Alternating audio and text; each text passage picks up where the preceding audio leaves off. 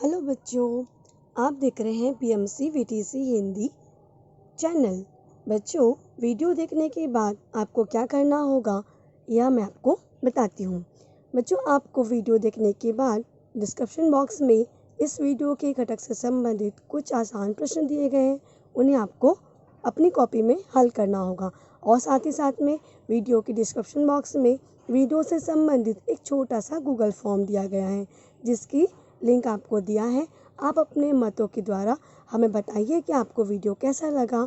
और साथ ही में बच्चों, आपको बीएमसी वीटीसी हिंदी चैनल को लाइक एंड सब्सक्राइब करना बिल्कुल ना भूलें, जिससे कि आपको हमारे सभी नए वीडियो की जानकारी प्राप्त हो जाएगी। मुक्ति का प्रतिदान भाग 2। इसमें हम लोग देखेंगे आपको पृष्ठ क्रमांक 9 पर स्वयं अध्ययन का जो भाग दिया गया है वो देखेंगे। विभिन्न अध्ययन कौशल देखेंगे और भाषा की ओर, जो कि आपके व्याकरण का भाग है, उसे भी समझेंगे, सीखेंगे और सही जानकारी प्राप्त करने में मैं आपकी सहायक बनूंगी। तो देखते हैं मुक्ति का प्रतिदान भाग 2। मुक्ति का प्रतिदान प्रकरण 3, विषय भाषा हिंदी, कक्षा 7वीं, पृष्ठ क्रमांक 9 व 10। चलिए आगे बढ़ते हैं। प्रथम जो आपको दिया गया है वो है बताओ तो सही। बेटी बचाओ अभियान पर सूचना अनुसार सामग्री तैयार करो और सुनाओ। इसमें आपको पोस्टर तैयार करना है, घोष वाक्य, सुविचार और विज्ञापन। सबसे पहले देखते हैं पोस्टर। ये पोस्टर आप स्वयं चित्र बना सकते हो, कहीं से कटिंग और पेस्टिंग कर सकते हो। इसमें आप अपने नए नए विचार और आइडिया का प्रयोग कर सकते हो। जैसे मैं आपके लिए उदाहरण के लिए एक लाई हूँ, बेटी बचाओ के लिए पोस्टर है, बेटी बचाओ बेटी पढ़ाओ। आप इसमें नए नए विचार शामिल कर सकते हो। यहाँ मैं आपको बता रही हूँ, चाहती हूँ कि पोस्टर में आप चित्र और शब्द दोनों का प्रयोग करके बेटी बचाओ से संबंधित संदेश दे सकते हैं। उसमें घोष वाक्य भी लिख सकते हैं। मैं आपके लिए संस्कृत का एक श्लोक लाई हूँ, यत्र नार्यस्तु पूज्यन्ते रमन्ते तत्र देवता। हमारे पुराणों में कहा गया है कि जिस स्थान पर, जहाँ पर स्त्रियों की पूजा होती है, स्त्रियों को सम्मान मिलता है, वहाँ पर ईश्वर वास करते हैं। विद्यार्थी मित्रों, किसी की पूजा करने का अर्थ यह बिल्कुल नहीं है कि जैसे हम मंदिर में आरती करते हैं या पूजा पाठ करते हैं उस तरह से करें। यहाँ पूज्यन्ते का अर्थ है सम्मान देना। अब ईश्वर वास करते हैं, इस चीज को थोड़ा सा समझते हैं। आप कल्पना कीजिए, अपनी माँ को याद कीजिए। जब आपकी माँ खुश होती हैं तो घर में सुंदर सुंदर पकवान बनाती हैं, घर को सुंदर तरीके से सजाती हैं, आप सब पर अपने प्रेम की वर्षा करती हैं, आप सबके साथ हंसती बोलती हैं। पूरे घर का वातावरण कितना सुखद हो जाता है। इसके विपरीत जब माँ गुस्से में होती है, या माँ किसी बात से दुखी होती है तो उसका प्रभाव पूरे घर के वातावरण पे पड़ता है। इसमें थोड़ा और विस्तार से देखते हैं। यदि घर में एक माँ बीमार पड़ जाती है तो ऐसा लगता है पूरा परिवार बीमार पड़ गया है। पूरे परिवार का जो जीवनचर्या है, सबकी दैनिक गतिविधि पर उसका प्रभाव पड़ता है। ऐसा इसलिए होता है बच्चों, क्योंकि माँ घर की धुरी होती है, केंद्र बिंदु होती है। कितनी गहरी बात हमारे पुराणों में कही गई है कि जिस परिवार में स्त्रियों को सम्मान मिलता है, वो स्त्री किसी भी रूप में हो सकती है, कोई आवश्यकता नहीं है कि वो केवल माँ, वो आपकी दादी नानी हो सकती है, माँ के रूप में हो सकती है, बहन के रूप में हो सकती है, पुत्री के रूप में हो सकती है, किसी भी रूप में।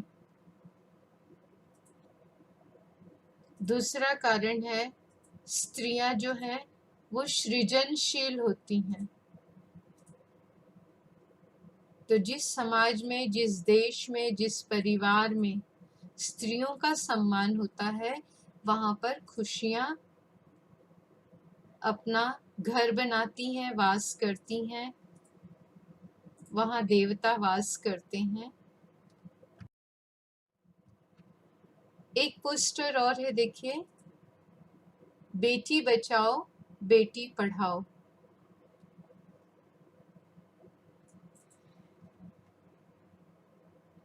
हमारे समाज में अक्सर बेटियों को भार समझा जाता है। बेटी के जन्म पे घर में मातम छा जाता है, उदासी छा जाती है। संदेश है, देखिए, बेटी भार नहीं है आधार, जीवन है उसका अधिकार।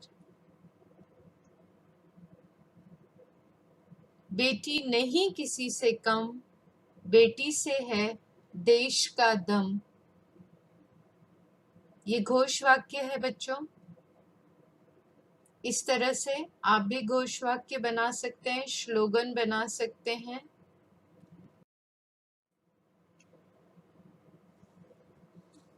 अध्ययन कौशल में दिया है, भाषाई सौंदर्य वाले वाक्य उदाहरणों का संकलन करो और लेखन में प्रयोग करो। विद्यार्थी मित्रों, जिस तरह से हम अपना घर सजाते हैं, आप अपनी लेखन पुस्तिका सुंदर बनाते हैं, आप उसको सजाते हैं, उसी तरह से भाषा को भी आप सुंदर बना सकते हैं, उसको भी अलंकृत कर सकते हैं। कोई भी चीज अभ्यास से और अध्ययन से विकसित होती है।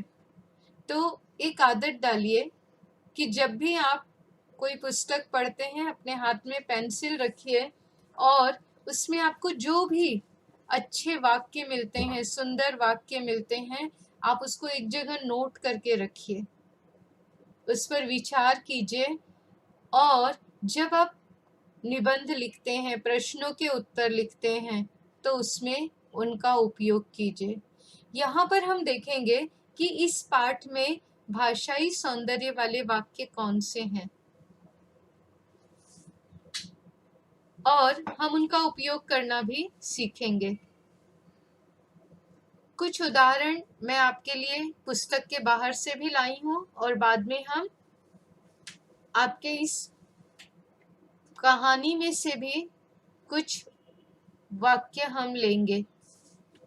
पहला देखिए, पराधीन सपने हो सुख नाही।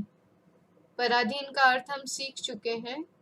पराधीन का अर्थ होता है गुलामी, परतंत्रता, दूसरों के अधीन रहना।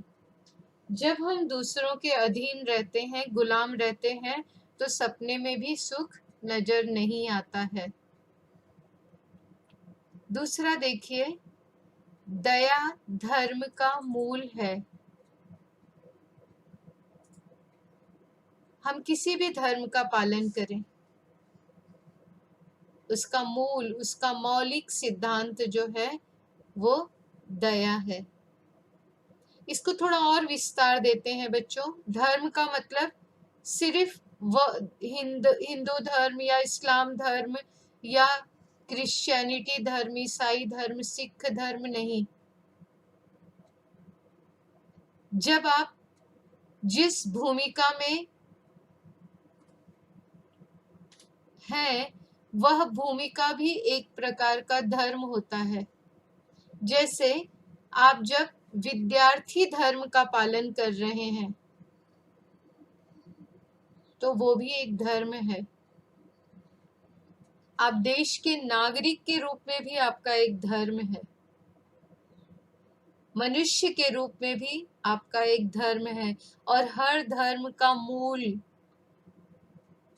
जड़, मूल भाव करुणा, दया है। यदि ये नहीं है तो हम धार्मिक होने का दावा बिल्कुल नहीं कर सकते।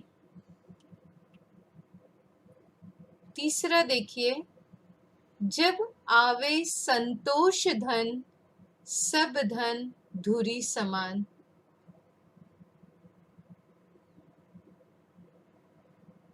यह कवि कहना चाहता है कि धन और संपत्ति के अनेक रूप आप अपने आसपास देखते होंगे। हम इस कहानी में देख रहे हैं स्वर्ण मुद्रा, वो भी धन का एक प्रकार है। जमीन, भूखंड, खेत खलिहान, हीरा, रतन, ये सब धन के अलग अलग स्वरूप हैं। और कवि कहता है कि जब संतोष रूपी धन मनुष्य के हृदय में आ जाता है तो धन के सभी प्रकार, सभी स्वरूप धूल के समान मूल्यहीन हो जाते हैं। संक्षेप में कहूं तो संतोष रूपी धन सबसे बड़ा धन है। जिसके पास संतोष नहीं है, संतुष्टि नहीं है, उसे आप सोने चांदी के अंबार पर भी बैठा दीजिए तो भी वो आपको तृप्त नहीं नजर आएगा। इसलिए यदि धनवान बनना है तो सबसे पहले अपने हृदय में तृप्ति, संतुष्टि रूपी धन को जमा कीजिए, उसका संग्रह कीजिए। अगला देखिए विद्यार्थी मित्रों, मन के हारे हार है, मन के जीते जीत है। हार और जीत, सफलता और असफलता, ये सब हमारे हृदय के अंदर है। जब तक मन हार नहीं मानता तब तक हम कभी हार नहीं सकते, हमें असफल नहीं हो सकते। जिस दिन हमारा मन हार जाता है उस दिन हम जीत की सारी संभावनाएं खो बैठते हैं। मन के हारे हार है, मन के जीते जीत। मन को कभी हारने मत दीजिए, निराशा कभी अपने मन पर हावी मत होने दीजिए, क्योंकि दुनिया में यदि समस्याएं हैं तो समाधान भी है।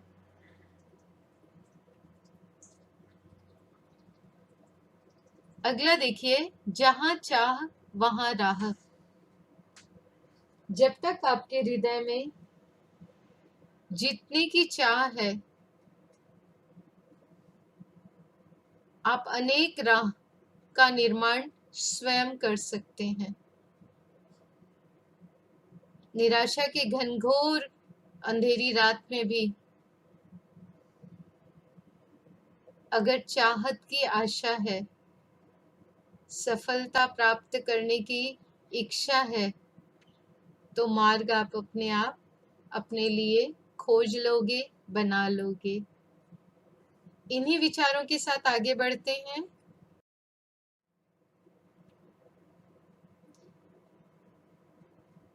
अगला देखिए, आपको जो कृति दी गई है अध्ययन कौशल विकसित करने की, इस पाठ पर आधारित ऐसे प्रश्न तैयार करो जिनके उत्तर निम्न शब्द हों। आपको ऐसे प्रश्न की रचना करनी है जिसके उत्तर के स्वरूप आपको यहाँ पर जो वाक्यांश दिया है वो ये वाक्यांश उनका उत्तर हूँ। वाक्यांश देखिए, अक्षम्य और कठोर दंड, ख ईश्वरी न्याय और संपदा, ग सुनहली दौलत, घ चौक बाजार, च गुरु और अन्य एकत्र जन, छ सुंदर बाग। आपकी सहायता के लिए मैंने यहाँ कुछ प्रश्न बनाए हैं, देखिए। हमें पहला जो वाक्यांश है अक्षम और कठोर दंड, इसको ध्यान में रख के प्रश्न की रचना की गई है। दहेज लेने और देने वाला किस प्रकार के दंड का भागीदार होता है? तो इसका उत्तर क्या हो जाएगा मित्रों? दहेज लेने और देने वाला अक्षम्य और कठोर दंड का भागीदार होता है। ख देखिए, हमें उत्तर में चाहिए वाक्यांश ईश्वरी न्याय और संपदा। प्रश्न, दूसरे किसान ने सोने के सिक्के को लेने से मना क्यों कर दिया? उत्तर देखिए, दूसरे किसान ने सोने के सिक्के को लेने से मना कर दिया क्योंकि वह उसकी मेहनत की संपत्ति नहीं थी, वह ईश्वरी न्याय और संपदा के विरुद्ध था। ग सुनहली दौलत, इसके लिए प्रश्न देखिए, क्या देखकर मुखिया की आंखें फैल गई? उत्तर होगा सुनहली दौलत देखकर मुखिया की आंखें फैल गईं। घ वाक्यांश है चौक बाजार, उसके लिए प्रश्न देखिए, सर्वोत्तम बीज की तलाश में शिष्य किस स्थान पर घूम रहा था? उत्तर होगा सर्वोत्तम बीज की तलाश में शिष्य चौक बाजार पर घूम रहा था, राजधानी के चौक बाजार में घूम रहा था। अगला देखिए, गुरु और अन्य एकत्र जन। प्रश्न, मुक्ति का प्रतिदान देखकर कौन लोग बहुत खुश हो रहे थे? उत्तर, मुक्ति का प्रतिदान देखकर गुरु और अन्य एकत्र जन लोग बहुत खुश हो रहे थे। सुंदर बाग, इसके लिए प्रश्न, छोटा शिष्य मन ही मन किसकी कल्पना कर रहा था? छोटा शिष्य मन ही मन सुंदर बाग की कल्पना कर रहा था।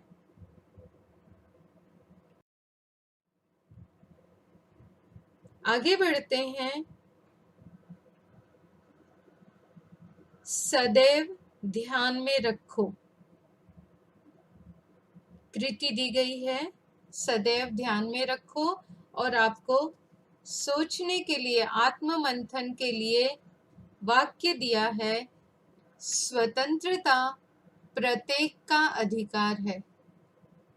यहाँ प्रत्येक का अर्थ है बच्चों, धरती पे जितने जीव जंतु, जितने सजीव हैं, स्वतंत्रता सभी का अधिकार है।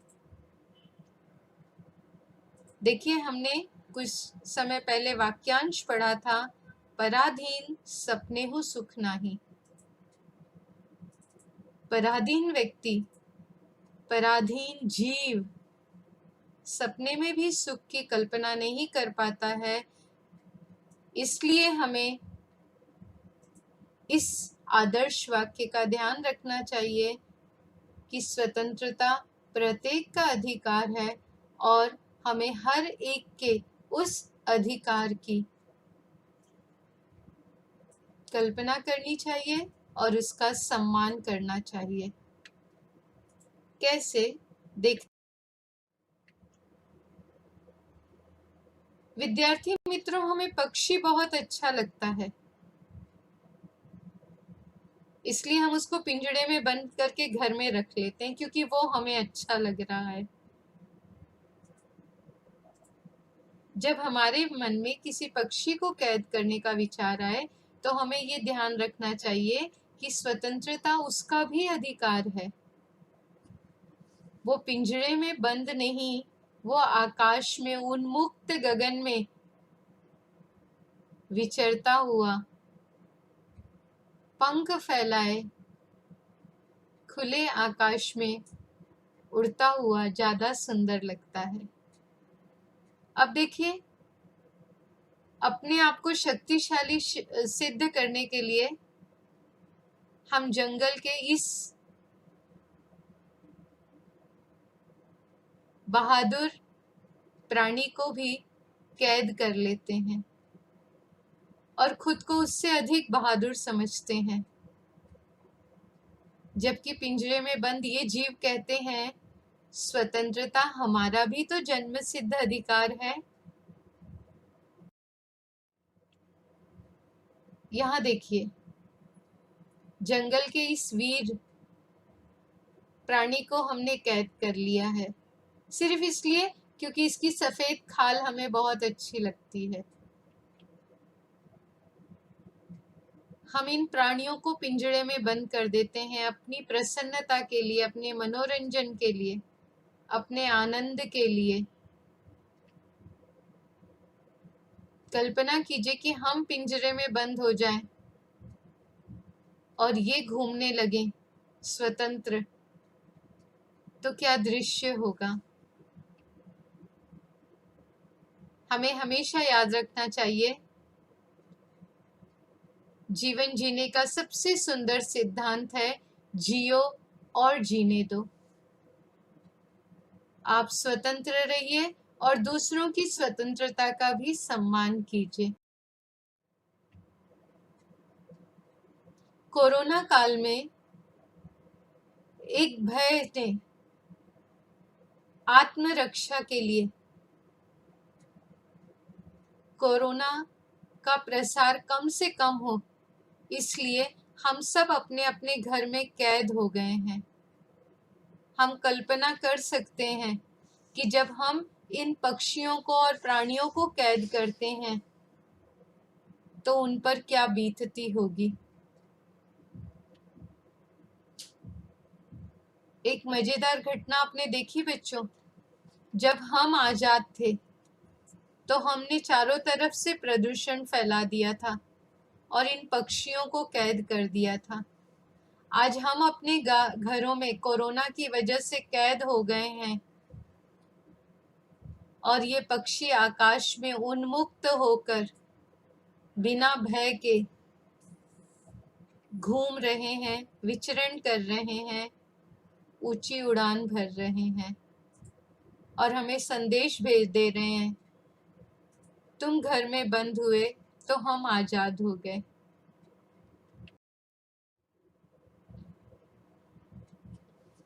भाषा की ओर चलते हैं विद्यार्थी मित्रों। भाषा की ओर इसमें पृष्ठ क्रमांक 10 पे दिया है वचन।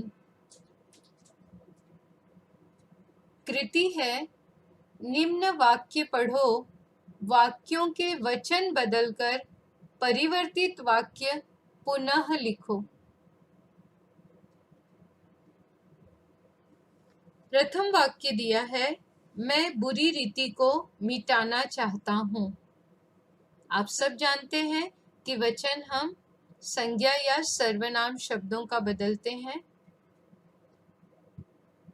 तो मैं एक वचन है, इसका बहुवचन हो जाएगा हम। रीति एक वचन है, इसका बहुवचन हो जाएगा रीतियों। तो अब बहुवचन में अगर आप इसे बदलेंगे तो वाक्य क्या हो जाएगा, हम बुरी रीतियों को मिटाना चाहते हैं। हैं है एक वचन होता है और जब उस पे अनुस्वार लग जाता है, यह शब्द बहुवचन हो जाता है। तो मैं बुरी रीति को मिटाना चाहता हूँ, इसका बहुवचन हो जाएगा हम बुरी रीतियों को मिटाना चाहते हैं। अगला वाक्य देखिए, खेत में सिंचाई के लिए नहर से पानी लेते हैं। खेत का बहुवचन हो जाएगा खेतों में, सिंचाई के लिए नहर का बहुवचन नहरों से पानी लेते हैं। तो जब आप बहुवचन में बदलेंगे तो वाक्य क्या हो जाएगा, खेतों में सिंचाई के लिए नहरों से पानी लेते हैं।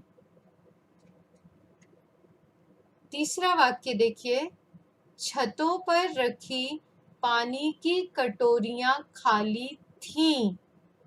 अब यहाँ बहुवचन में वाले दो शब्द हैं, छत और कटोरियां, और उसके लिए थी शब्द का प्रयोग किया गया है, थी पे अनुस्वार है। ये बहुवचन वाले शब्द हैं। जब आप इनको एक वचन में बदलोगे तो इन तीनों शब्दों में परिवर्तन होगा। छतों का हो जाएगा छत, कटोरियां का कटोरी, और थी का थी हो जाएगा, अनुस्वार हट जाएगा। तो नया वाक्य क्या बनेगा देखिए, छत पर रखी पानी की कटोरी खाली थी। अगला वाक्य देखिए, विद्यार्थी ने अतिथि को माला पहनाई। विद्यार्थी, अतिथि दोनों एक वचन है। इसका बहुवचन करेंगे तो विद्यार्थी का क्या हो जाएगा, विद्यार्थियों ने, अतिथि का अतिथियों को, माला का मालाएं, और पहनाई में अनुस्वार लग जाएगा और नया शब्द बनेगा, नया वाक्य बनेगा, विद्यार्थियों ने अतिथियों को मालाएं पहनाई।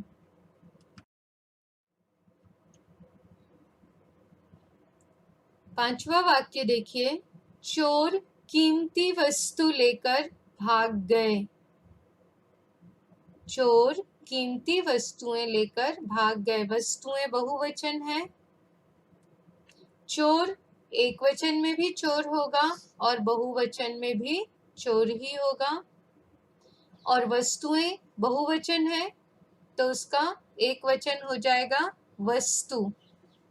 नया वाक्य बनेगा, चोर कीमती वस्तु लेकर भाग गए।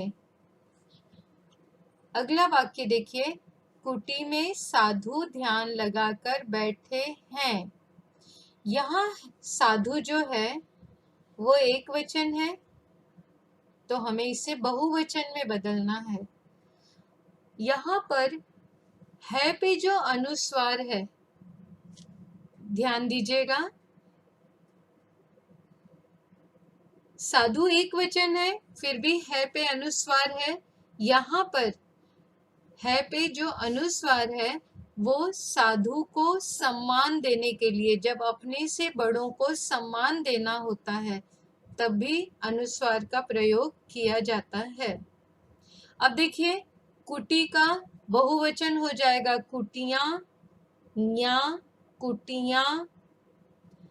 साधु का बहुवचन हो जाएगा साधुगण। तो वाक्य की रचना बहुवचन में जब हम बदलेंगे तो हो जाएगा, कुटिया में साधुगण ध्यान लगाकर बैठे हैं। अगला वाक्य देखिए, वन में मोर नाचता है। मोर एक वचन है, वाक्य एक वचन है। जब हम इसे बहुवचन में बदलेंगे तो वन में मोर नाचते हैं।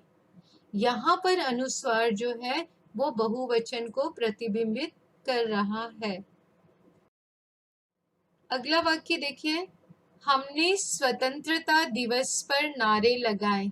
हम बहुवचन है इसका एक वचन होगा मैं। मैंने स्वतंत्रता दिवस पर नारे लगाए। अगला वाक्य देखिए, सभा में राजा सहयोगी से चर्चा कर रहे थे। बहुवचन, सभा में राजा सहयोगियों से चर्चाएं कर रहे थे। सहयोगी का सहयोगियों से, और चर्चा का चर्चाएं, और रहे का रहे थे। अंतिम वाक्य देखिए, गुणवान वधु की प्रशंसा होती है। वधु एक वचन है। बहुवचन में जब हम बदलेंगे तो वाक्य हो जाएगा, गुणवान वधुओं की प्रशंसा होती है। यहाँ हमने इसे वाक्य में समझा है। थोड़ा सा सैद्धांतिक रूप से और देख लेते हैं विद्यार्थी मित्रों। वचन का अर्थ होता है संख्या, इसे इंग्लिश में कहते हैं नंबर। शब्द के जिस रूप से उसके एक अथवा अनेक होने का बोध हो उसे वचन कहते हैं। एक हो तो उसे, अथवा एक से अधिक हो तो उसे अनेक कहते हैं। हिंदी में दो वचन हैं। पहला है एक वचन, दूसरा है बहुवचन। जहां एक का वो बोध होता है उसे एक वचन कहते हैं, और जहां एक से अधिक का बोध होता है उसे बहुवचन कहते हैं। यहाँ संख्या महत्वपूर्ण होती है। परिभाषा देख लेते हैं एक वचन की। शब्द के जिस रूप से उसके एक होने का बोध हो यानी हमें पता चलता है, अनुभव होता है, आभास होता है, पता चलता है, उसे एक वचन कहते हैं। उदाहरण, लड़का, पतंग, पुस्तक, गाड़ी, पुरुष आदि। वचन का दूसरा प्रकार है बहुवचन। शब्द के जिस रूप से एक से अधिक व्यक्ति अथवा वस्तुओं के होने का बोध होता है उसे बहुवचन कहते हैं।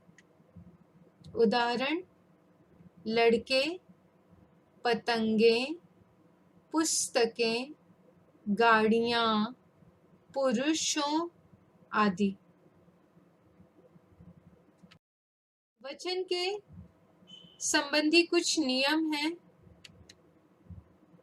पहला नियम है, कुछ संज्ञा गणनीय होती है। गणनीय यानी जिसे हम गिन सकते हैं। आप अपने आसपास देखते होंगे, संज्ञा किसे कहते हैं? व्यक्ति, वस्तु, स्थान और भाव के नाम को। तो ये कुछ चीजें ऐसी होती हैं, कुछ वस्तुएं ऐसी होती हैं जिन्हें हम गिन सकते हैं, जैसे मेजें, पुस्तकें, सेब, संतरे, मकान आदि। इनका बहुवचन रूप एक वचन से अलग होता है। हमने एक वचन और बहुवचन के उदाहरण वाले शब्दों में देखा था। आपको कहीं शंका हो तो आप फिर से जाकर वहां देख सकते हैं। दूसरा नियम है, संज्ञा गणनीय नहीं होती है। कुछ संज्ञा शब्द ऐसे होते हैं जिनकी हम गिनती नहीं कर सकते, उनका केवल माप तौल हो सकता है, जैसे सोना, चांदी, आटा, द्रव्य पदार्थ, तेल, घी आदि।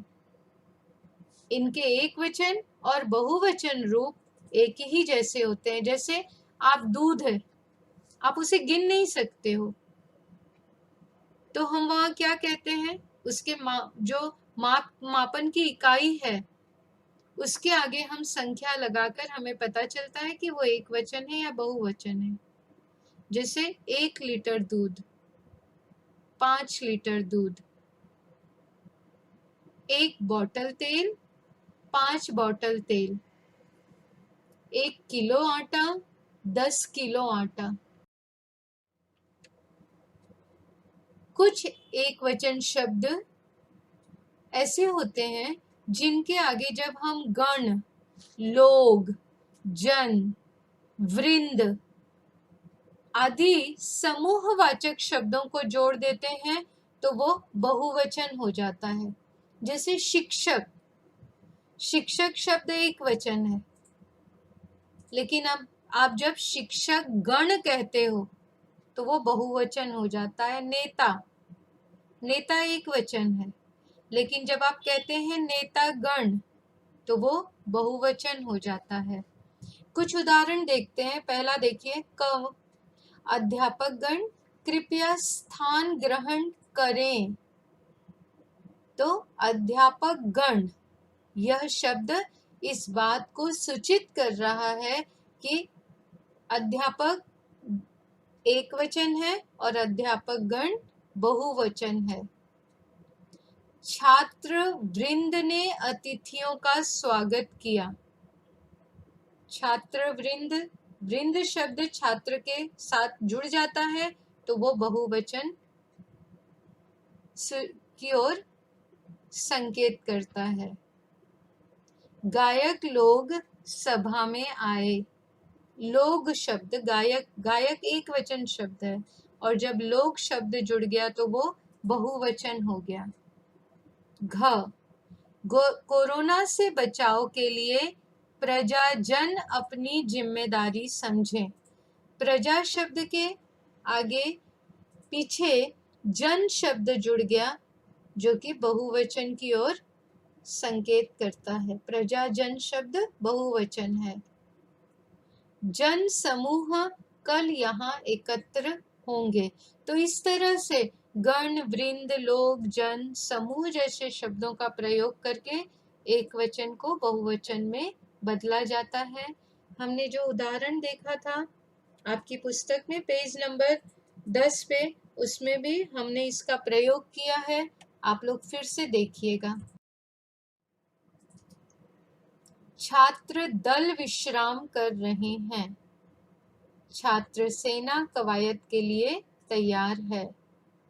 मनुष्य जाति को स्त्रियों का सम्मान करना चाहिए। इस तरह से हमने देखा वृंद, दल, सेना, जाति इत्यादि शब्दों का प्रयोग करके हम उसको बहुवचन में परिवर्तित करते हैं। धातुओं का बोध कराने वाली जातिवाचक संज्ञाएं एक वचन होती हैं। जैसे सोना कीमती धातु है। सोना हमेशा एक वचन में प्रयुक्त होता है, लेकिन बहुवचन और एक वचन दोनों में शब्द एक समान होता है, इसमें कोई परिवर्तन नहीं होता है। स्टील मजबूत धातु है। चांदी शीतल धातु है। विद्यार्थी मित्रों, आपको धन्यवाद। पढ़िए, समझिए और सीखिए। तो बच्चों, मैं आशा करती हूँ कि आज का ये अंश आपको बहुत अच्छी तरह से समझ में आया होगा।